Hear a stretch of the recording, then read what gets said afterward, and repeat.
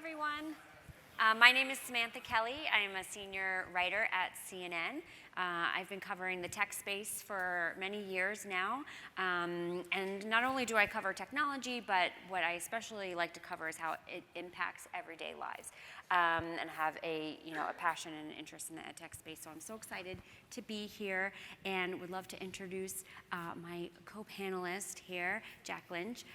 He is the CEO and president of HMH, and I'm so excited to be here. We've chatted before, but great to be here live in person, with all of you. So I guess just to kind of get started, kick things off, if you could give everybody a brief overview of the company if they're not familiar. I know that your software is in about 90% of schools, which is pretty big reach. But for people who might not be familiar, can you kind of walk us through that? Yeah. How many of you are familiar with HMH? Okay. How many of you actually work for HMH? Okay. So I want to know who I'm dealing with, okay, in terms of questions. Okay. All right, good. So Houghton Mifflin Harcourt is really the leader in teaching and learning solutions. So if you think about growing up as a kid, you probably used a reading textbook or a literature textbook or math or science or history. And we're one of the few companies that provide that what we call core solutions content to teachers today. So now more in the form of digital, and you can buy the print companion if you wish, but we provide core solutions. In addition to that, we provide supplemental materials. So think about the classroom, teachers doing core instruction, beginning of the day, she does a lesson on adding fractions with unlike denominators from our core math curriculum. And after doing that lesson, you kind of break up into groups. And so some of the kids don't know how to add fractions with unlike denominators because they don't know how to add fractions with common denominators. So they need additional help to kind of catch up. Some of the kids get it, they're on grade level, but they need to practice to build fluency. And then some of the other kids at the other end of the bell curve, if you will, actually not only mastered it, they knew it before the lesson was taught, and they need to be challenged. So that's where supplemental comes in. And then intervention is for those kids that are behind at least a grade level or two, and intensive intervention is for even further behind those kids. And so we provide intervention solutions. And then finally, we provide professional development for teachers. Typically professional development that's aligned to the implementation of our programs, but not always. Sometimes it's just focused on the art of teaching and becoming a better teacher. And so when we say we, the largest provider of teaching and learning solutions, it runs that whole gamut of solutions that are really centered on helping a teacher advance the learning of each and every one of the kids in a classroom, regardless of where they are on the achievement spectrum. And I want to dig in a little bit more about the technology and the future of the classroom. But first, right before we were chatting, right before we got started here, and I had read that the company has been around since the early 1800s, which is really surprising. And you told me a little origin story that I loved. So I just wanted to know if you could share everybody about the company, how it got started. Yeah, this is our 190th year. And which we're very proud of. We have a very wonderful legacy. Our predecessor company was a trade publishing company.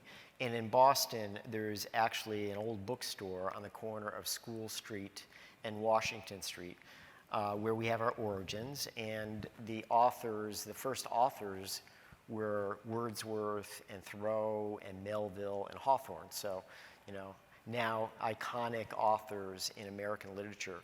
And that was kind of the start of our business. First started as a trade publishing business, and then ultimately we continued on as a trade publishing business, but ultimately got into American literature as a complement and sometimes a substitute for British literature, which was taught in many schools towards the end of the 19th century. So that kind of was our foray into K-12 education.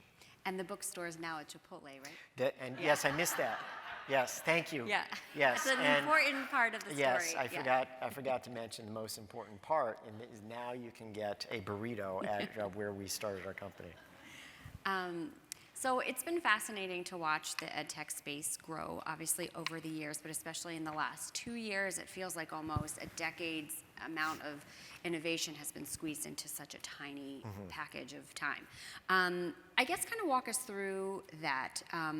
Where would you say the space was with the technology in the classroom before the pandemic? And then, of course, there was lots of like a learning curve, people adjusting during the pandemic, and then where are we now? Are we definitely more innovative than we were 2 years ago? Yeah, it's a great question, and I think all of you have witnessed this in one degree or another in your life. And in education, it's been pretty dramatic because in March of 2020, we did kind of a lift and shift. All teachers and all students went from learning in a classroom to learning at home or teaching at home. And that was seismic in education.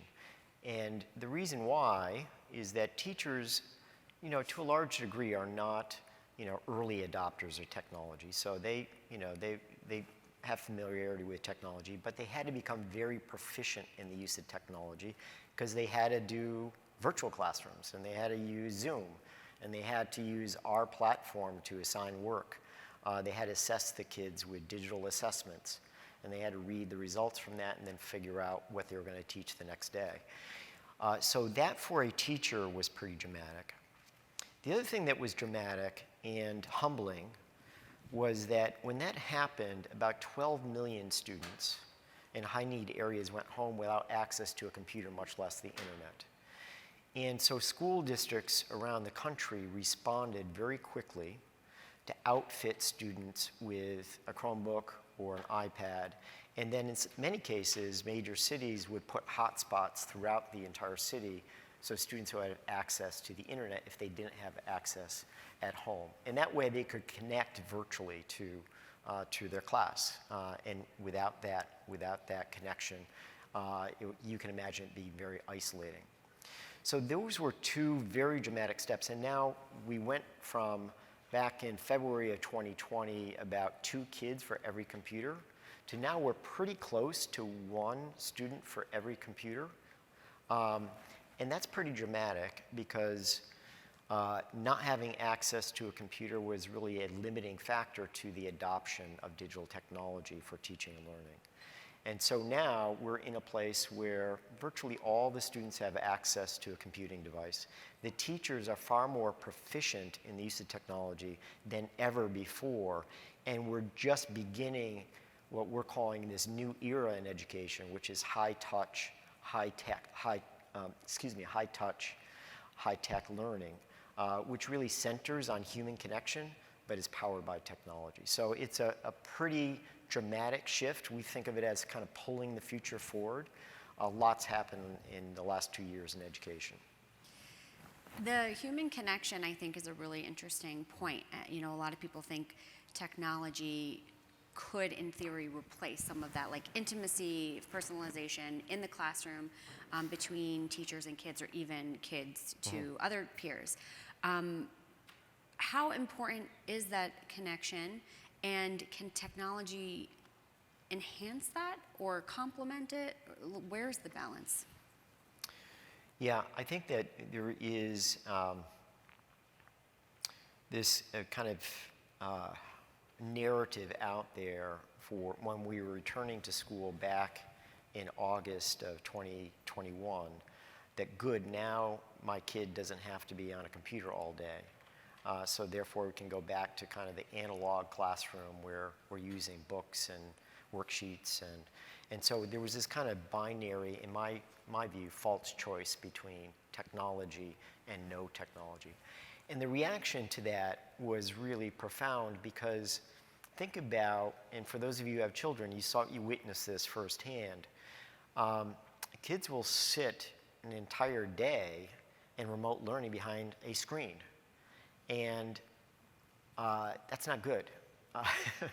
And I need not tell you it's not good because you crave connection with peers.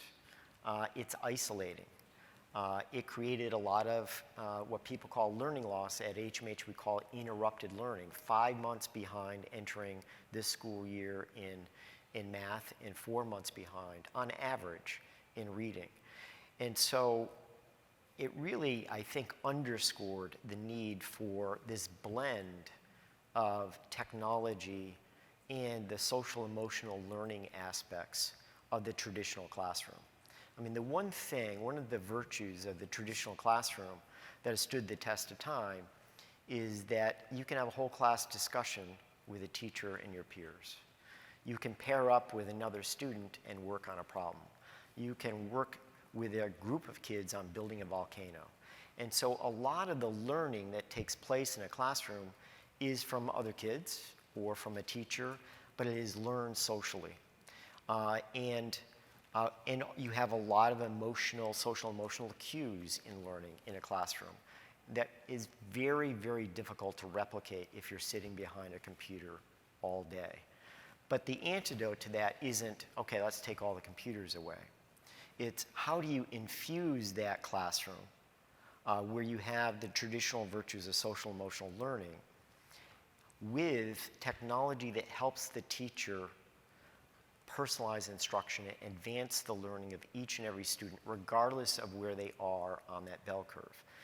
The thing about being 2 years after the beginning of the pandemic is that we are 1-to-1 with kids, the ratio of kids to computing devices.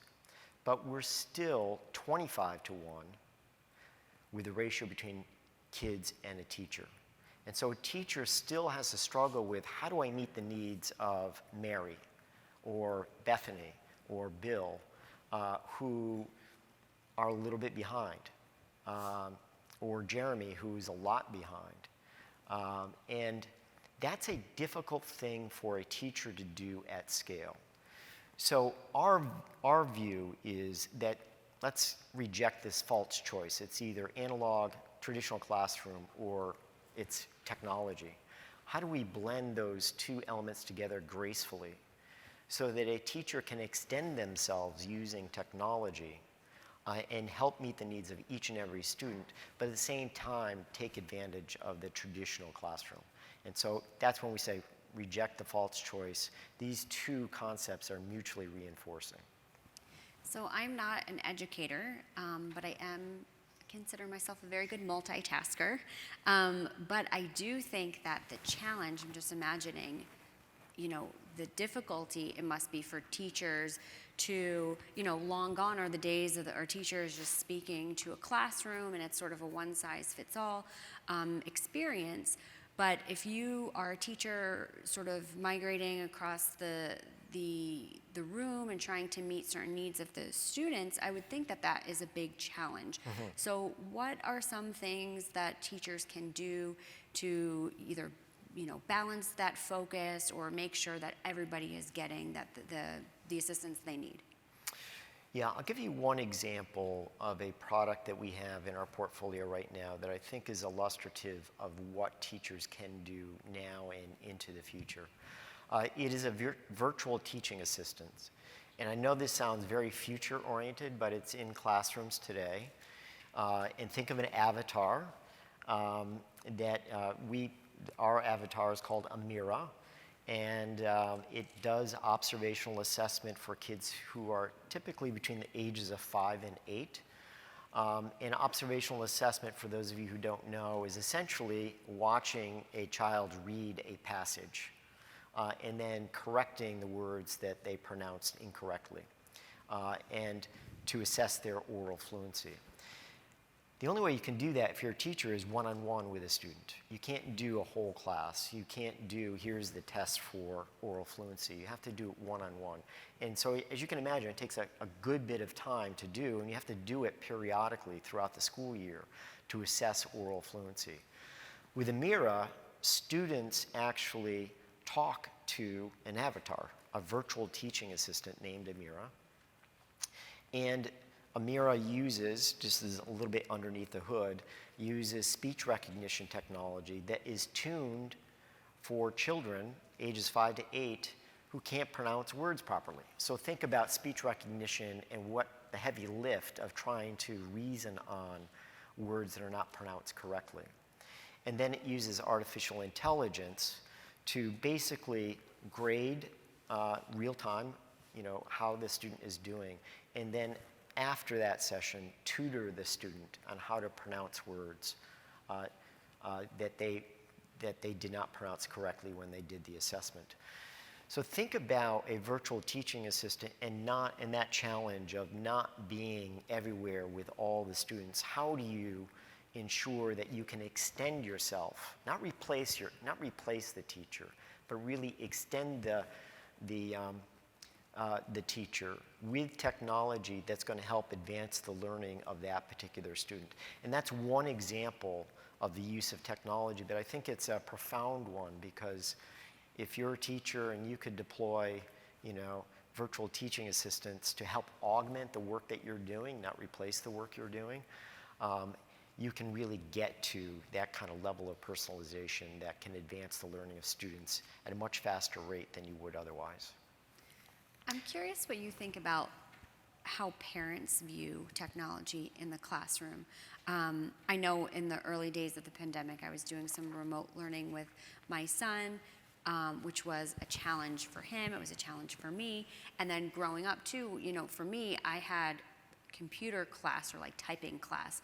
But now to have technology play such a big role in the classroom, are parents concerned about this? Are they excited about this?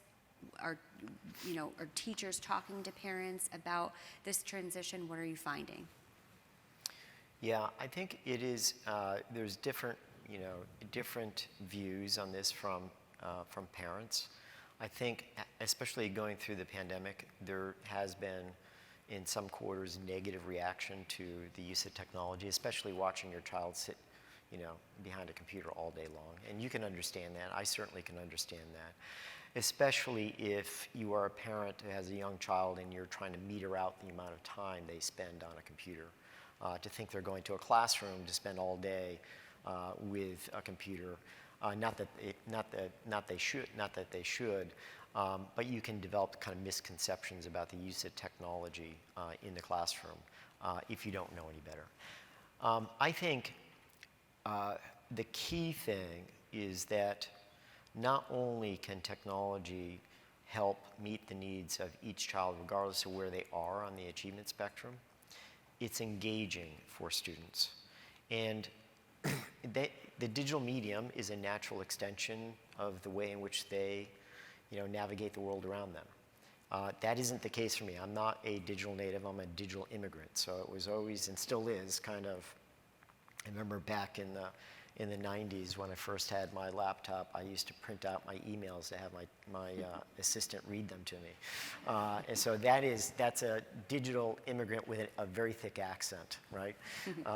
But we have digital native students, and so they are able to pick up technology and learn from very immersive, animated environments that feel playful, but at the same time they're learning.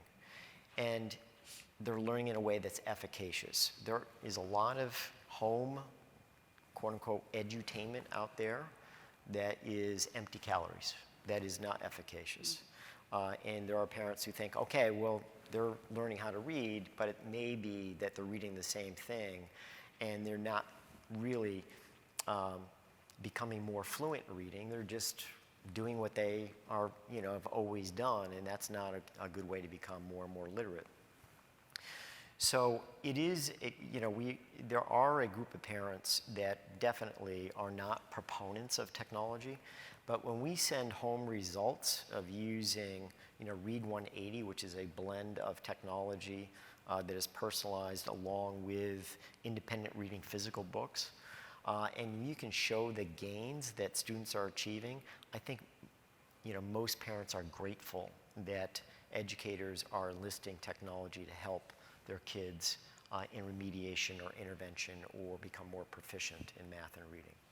So how do you then balance it in the classroom? If you have a student who is, going through some of these programs and they are scoring, on certain levels, but perhaps that might not be where they excel the most. You might have somebody who's better at group projects or, other areas. So where does a teacher sort of find the happy medium to make sure that they're evaluating the full student, and not just relying on technology to give them an assessment? Yeah, I think, a big part of this is kind of the superpower of the teacher. It's their ability to observe a student who's in their class who was just bullied in the hallway, or it's the middle of the winter and they need a coat, or the child is hungry because they haven't had breakfast. That's one of the things a teacher does incredibly well that technology can't do. A human being needs to make that assessment. And so when you think about holistically how is the child developing, not only from a content perspective academically, but socially and emotionally, there are tools that a teacher can avail themselves to, for example, evaluate social emotional learning. CASEL is one of the big standards for social emotional learning, and there's rubrics that you can use, a teacher can use to observe their students. But it really comes down, I think, ultimately to what the teacher observes that student needs at any given moment in time. Okay. I guess now let's shift a little bit and talk about the biggest trends that you're seeing in the tech in the classroom space. What, not necessarily, a few years down the line, but even in the next year or two, what are some of the things that you're seeing bubbling up? Yeah, I think that right now we are in kind of coping mode in classrooms across the United States because of the degree of interrupted learning that took place and all students having some need for some remediation or intervention. And so you have that fact. Then you have, on top of that, an acute teacher shortage. About 400,000 open vacancies right now. And you've seen certain states, I forget, what's New Mexico, that's enlisted the National Guard to come in to help with teaching. So one of the things we're seeing across the country right now is the use of tutors and kind of, companies that are using kind of a hybrid digital human solution for tutoring to help with kids who have experienced significant learning loss and need assistance in tutoring.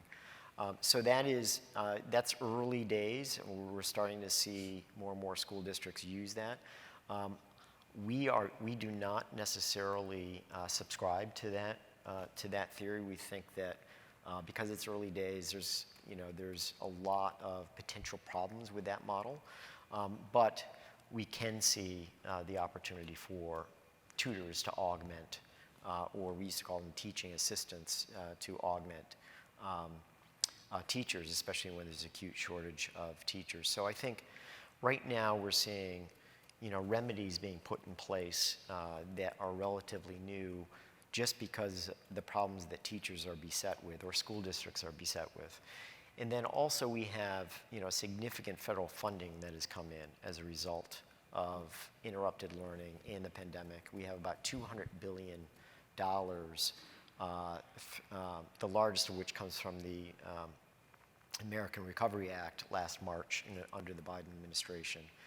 And that is fueling some of these kind of new remedies to help kids with significant learning loss.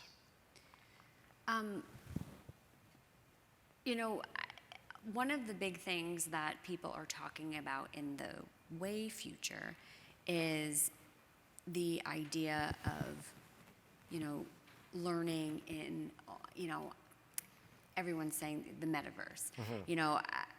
You have Facebook pouring billions of dollars into this. You have Apple working on an AR/VR headset that's supposed to launch as early as October. I'm hesitant to say the metaverse because maybe it is not the metaverse and maybe it's its own sort of virtual learning platform or whatever it evolves into. But do you think that this is where we're headed? Is that sort of like a gimmicky, far off, potentially something that we could see, or is that really where things are headed? It's a great question, Samantha. Be interesting to see what the audience thinks about this as well.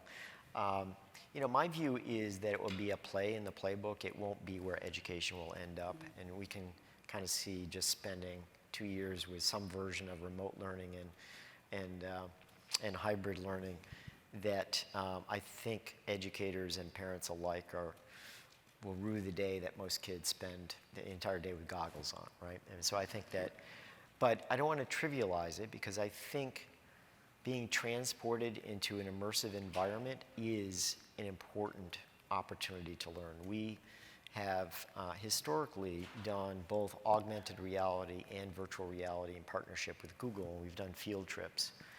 And being able to be transported to Cairo, Egypt, to go visit the pyramids and have a very immersive experience is hard to do without getting on a plane and flying to Cairo, Egypt. But it's much easier to do with virtual reality. So I do think it will play increasingly an important role in the future, not only in field trips and exploration, but also in learning, in just sensing and polling what students know, allowing multiplayer, if you will, kinds of environments for kids to learn from one another. So I think that there is pretty fertile ground for innovation in the metaverse. That's great. It'll be interesting to see how it plays out for sure. We have a question, and then also just want to encourage anybody who has questions to submit them through the app. So good question. How do we teach teachers this new technology? I think the good news is that technology kind of writ large, in March of 2020, teachers were kind of thrown in the deep end, and they had to figure out a way to get onto Zoom and conduct a class and give kids homework assignments. And so they're pretty proficient right now. And so it's really, how do we teach teachers when it comes to how to implement a program that's utilizing software? And one of the things that we have done differently over the last 2 years, when we all went home, we couldn't provide professional development face-to-face. So you can imagine that in February of 2020, we would send consultants or coaches out to school districts to do professional development seminars. And the way to think about that is a bunch of teachers pouring into auditorium for 6 hours, kind of doing what we call a sit and get. You teach teachers how to use a particular program or conduct whole class discussion around a particular learning objective. And in March, we couldn't do that any longer. So we moved to virtual delivery of professional development. Now, the good news is, once we did that, actually teachers preferred it versus the auditorium experience. So much so that our net promoter scores went up. And then we said, well, maybe we don't need to do it one day. Maybe we can do a kind of time-released version of professional development, where teachers can really have greater agency over when they get their professional development. And that's the direction we moved into, to the point where when we all came back to school in August of 2021, we still delivered 90% or more of our professional development virtually. That's great. So that is, when we think about using any of our programs, especially technology-intensive programs, there are multiple opportunities throughout the year to interact with a coach and raise your hand and say, I need some assistance, and we will be there to help the teacher become proficient in the use of our programs. Another question just came in. How do you envision technology driving interaction around a shared learning experience? Yeah, I think if I understand the question correctly, does the person who asked it mind tell me a little bit more about what you mean by shared learning experience? Yeah? I guess because once we're in the classroom and teachers don't want to just assign and walk away,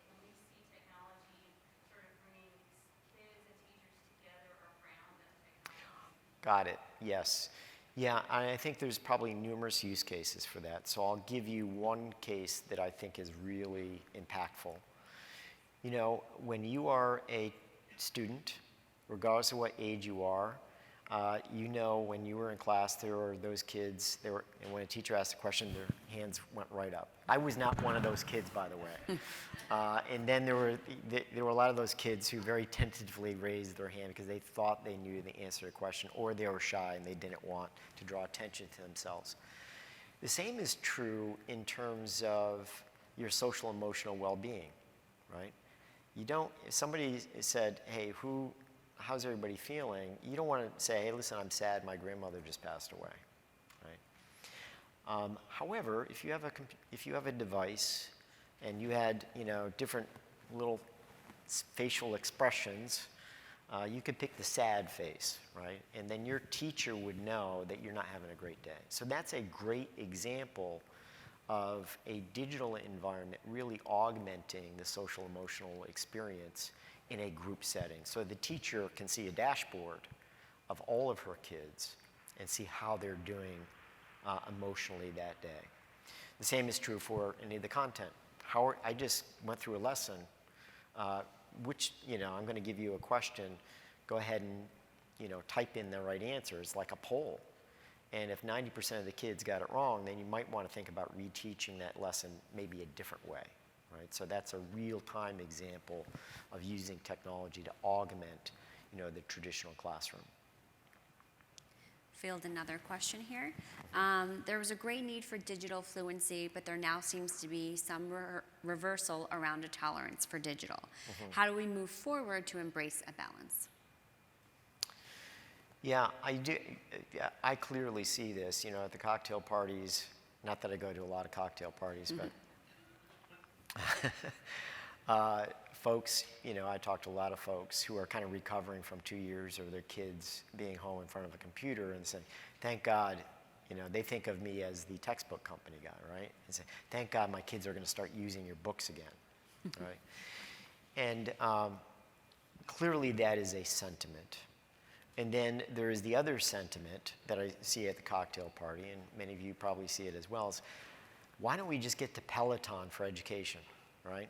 Why don't kids sit in front of a computer all day long and have the master teacher teach them lessons, and then they can monitor how they're doing against all their competitor cohorts, right?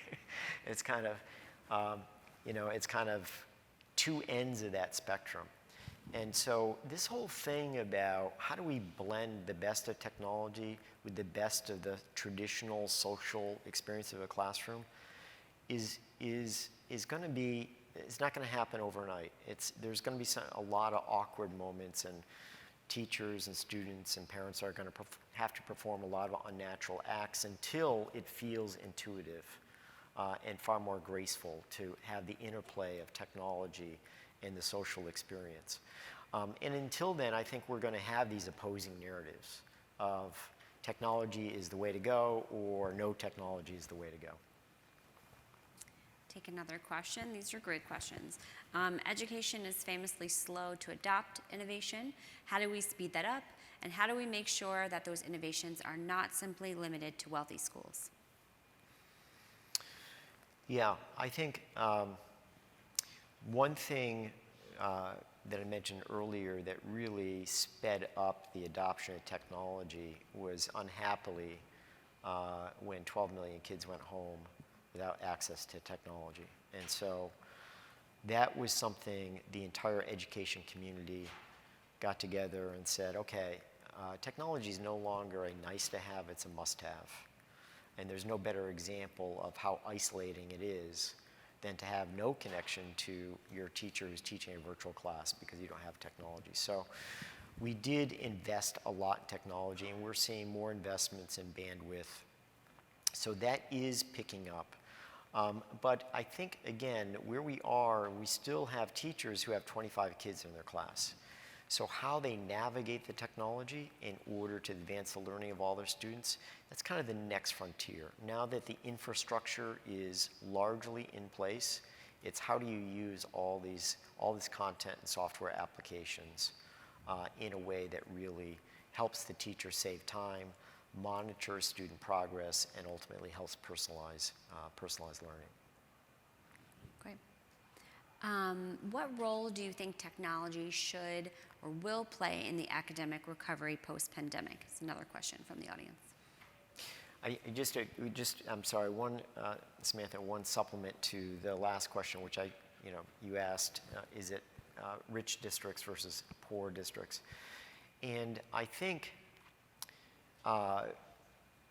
one of the things that we've kind of been good about, not great about, is using Title I funds in particular to get services to high-need school districts. When I say not great, we still have inequity. It still is true, if you go do research on the Education Trust, that the average student in a high-need school district receives $1,900 less than their better-off contemporaries. So there's an education equity issue. And so I didn't want to roll over that part of the question. There really is a significant issue. I just think when it comes to technology, we've had to, out of necessity, put infrastructure in place. No, I'm sorry, I just wanted to say that. Complete answer. So what are some of the specific, oh wait, it moved. Okay, hold on, I found it. Okay, wait, oh, they're all moving. Okay. Okay, what role do you think technology should or will play in academic recovery post-pandemic? Yeah, I think technology post-pandemic will play an instrumental role in education. I think it's here to stay. I think, again, it's not that digital will be the medium through which all learning takes place. That certainly, I hope I made the case that shouldn't be the case. But I do believe that it's not only a nice thing for us to have, it's an essential thing for us to have for learning. So I think after we've gotten through interrupted learning and kids are back on grade level and learning at the rate that they were prior to the pandemic, I don't think teachers and parents are going to part with technology as an essential part of teaching and learning. Another question, what are some of the specific education interventions happening today that should be ended? Some examples that are yielding low results. Boy, that is a great question.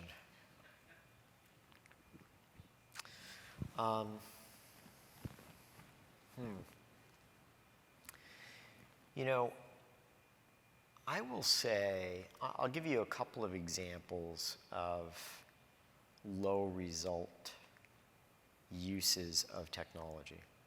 Not necessarily for intervention, but just uses of technology. Prior to the pandemic, prior to having kids kind of outfitted with their Chromebook or iPad, we used to have computer carts come into the class. And for you teachers who are here right now, you know that usually yielded the excitement of, oh boy, it's computer time. And what teachers would do is have kids use various applications and do kind of computer things that were kind of exciting and interesting for an hour, and then it was done. I think that's kind of what I said earlier. I think that's empty calories. That's an hour invested that didn't yield a very good result. So I think there's probably a lot of those examples where we think of, technology as this engaging, shiny new object, but we really are not thinking about efficacy and how impactful the technology is in terms of producing outcomes. And so that's one of the things at HMH we pride ourselves in is our research, very extensive research to ensure that when we put a solution in front of a teacher or a student, it's researched and it's known to work and it's efficacious. And clearly many of our competitors do the very same thing, but some of them don't. And so I think that there are those opportunities where programs get into the classroom that are not properly vetted. Another question. These are great.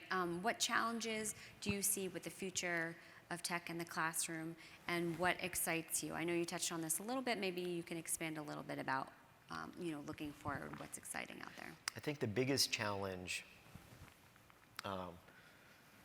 that our product developers are facing is, we call it a problem space, is teachers that increasingly are going to digital solutions for teaching and learning are finding that there is a plethora of teaching and learning solutions, of what I would call point solutions. And they don't talk to one another. And as a result, teachers have to almost perform the role of a human API. They're putting data into a point solution for math practice, and they're taking it out and putting it into a solution for math core curriculum. It's exhausting for teachers. There's a lot of plate spinning involved. And so I think one of the problem spaces that we are almost fixated on is how can we make that experience far easier in terms of ease of use for a teacher. So there isn't as much heavy lifting going from one application to another app, the myriad of various applications. But you can go to a platform where you can find what you need to advance the learning of each and every student, rather than I need to go for this solution for that particular group of students. And so that's our focus is, we call it digital first connected. The connected part of digital first is how do we connect these various applications in a seamless way and underpin it with a computer adaptive assessment so a teacher can look at one dashboard for all of her students and see how they're performing in the classroom. And so we're very focused on solving that problem, and I think that's one of the biggest challenges teachers are going to face in this kind of segueing period, moving from the pandemic to really building great at scale use of technology for teaching and learning. I think that's one of the gating factors to doing it successfully. Great. Another question. What role should higher education and teacher preparation training programs have in developing teachers who are prepared to use technology in learning? That's another great question. How many of you are teachers or have been teachers? Okay, so I would say most of you have been teachers. And when you got your degree in teaching, my guess is there was not a lot of time using, programs like HMH or even our competitor programs. And I think that what I would encourage schools of education to do is to really help integrate technology into the program designed to help teachers or students become teachers. It's funny because if you go to the legal profession, you can't go through law school without using Lexis or Westlaw. And for those of you, maybe, I don't know if you've heard of those product names, but they're solutions that are indispensable for attorneys. And so practicing law is almost impossible without using those solutions. To spend 3 years in law school without using that technology doesn't make a whole lot of sense. And I think the same is true in teaching. I think having exposure to using technology as you're learning to become a teacher is probably something that schools of education really need to lean into. And I'm not aware that schools of education are doing that as well as they could right now. I'm curious personally about technology sometimes can be, a distraction in general in our lives. Mm-hmm. I know some schools either ban the use of, smartphones, either you have to put them in your locker or they take them away. Other districts allow people to have their phones with them throughout the day.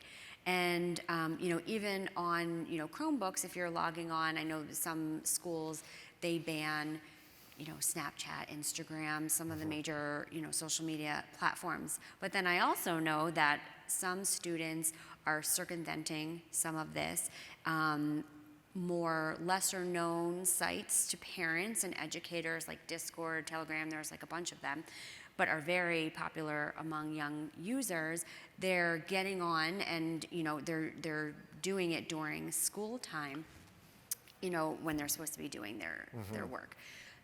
How in the world is a teacher supposed to manage that when they are focused on, doing so many things and catering to so many, kids at the same time? It's really tough. It's funny you mentioned Discord. I was listening to a podcast from the CEO of Discord, and for those of you who haven't used Discord, it is kind of the social.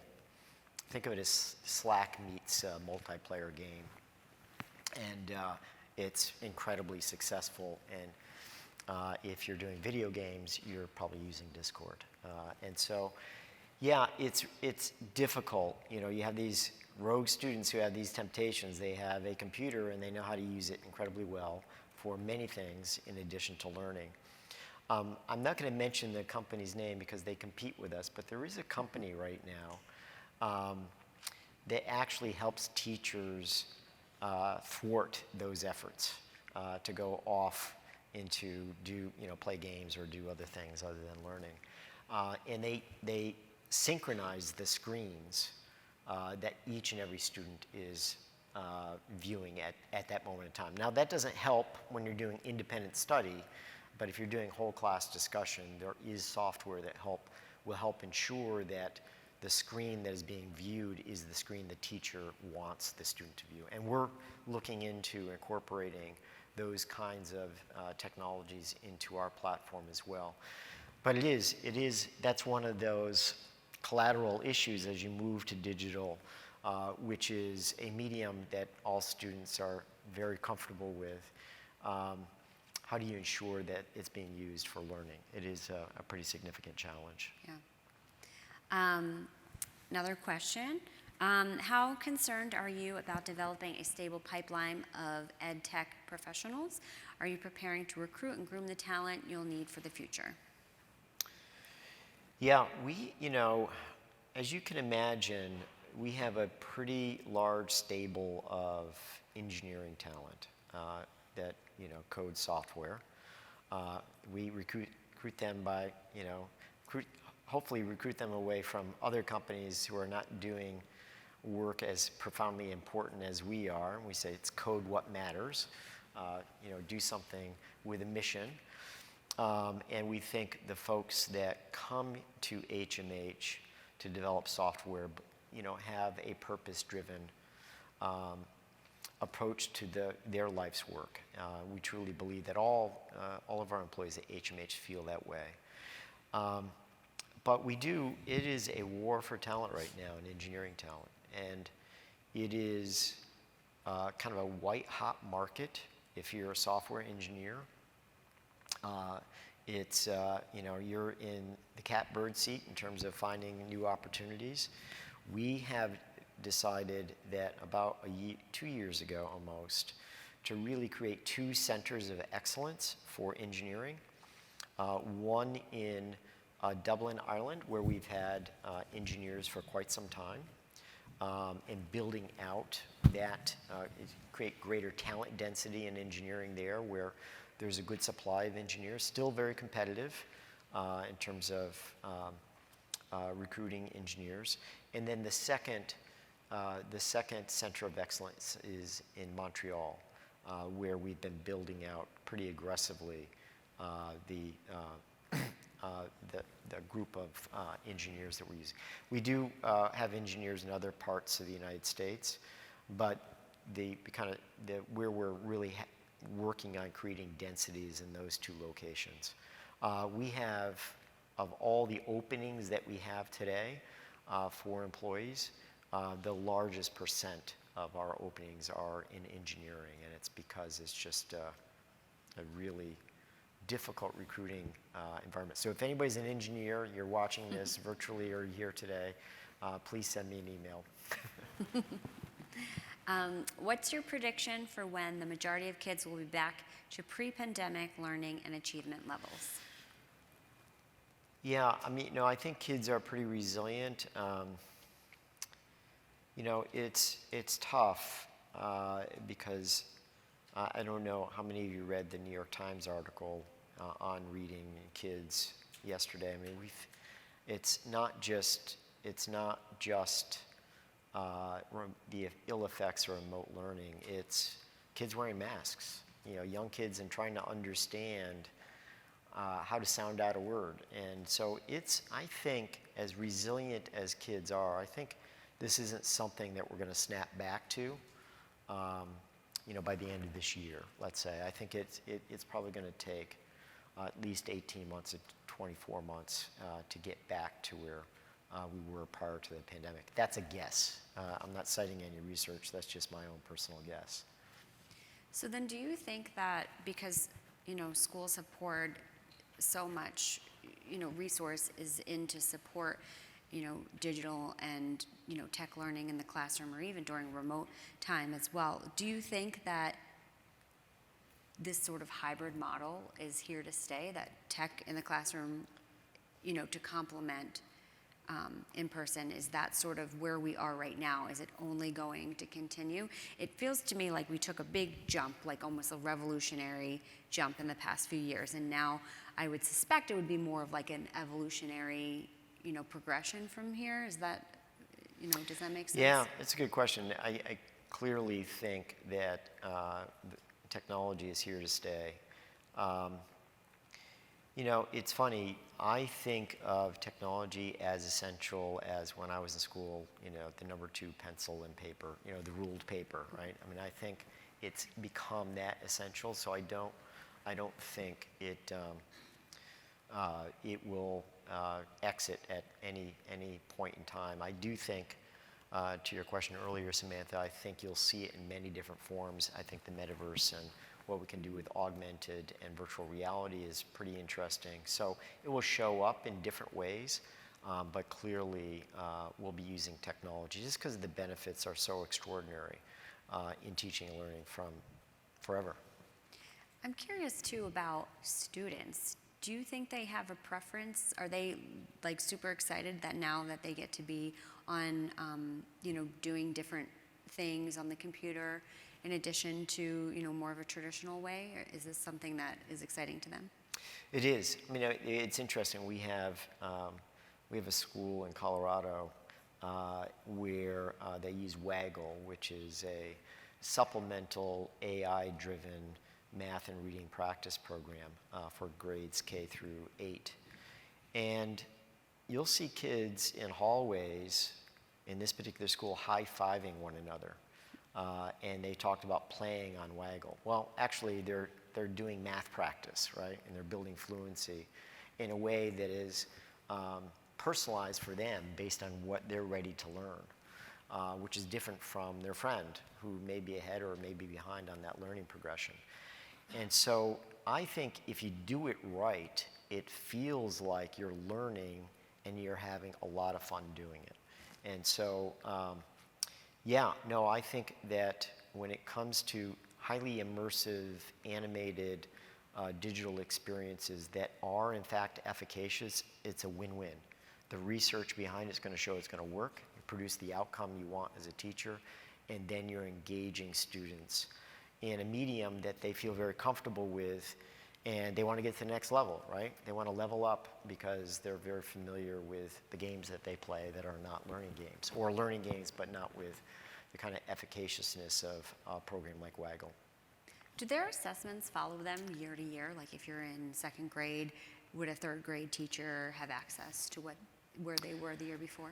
Yeah, I mean, there are, we call it longitudinal data, but if you look at the end of the year, the kind of exit exam, every state has their, call it a high stakes summative test, and that is used by the teacher at the next grade. So if you did a summative test in 3rd grade, the 4th grade teacher will review that longitudinal data. That's great. And then I know, of course, we touched on personalization as well. Is that something else that you think is going to be pretty impactful in the next year or two as you guys continue to develop new things and other tools, come to the market as well? Yeah, I think so. I mean, my answer on this is not as bullish as technology in general, because I think it can be overdone. You can over-index on personalization. A big part of learning comes from learning from other kids. It comes from whole class discussion. So it has to be. It's not, device-mediated, personalized learning solutions where kids spend all day with personalized learning is not the answer.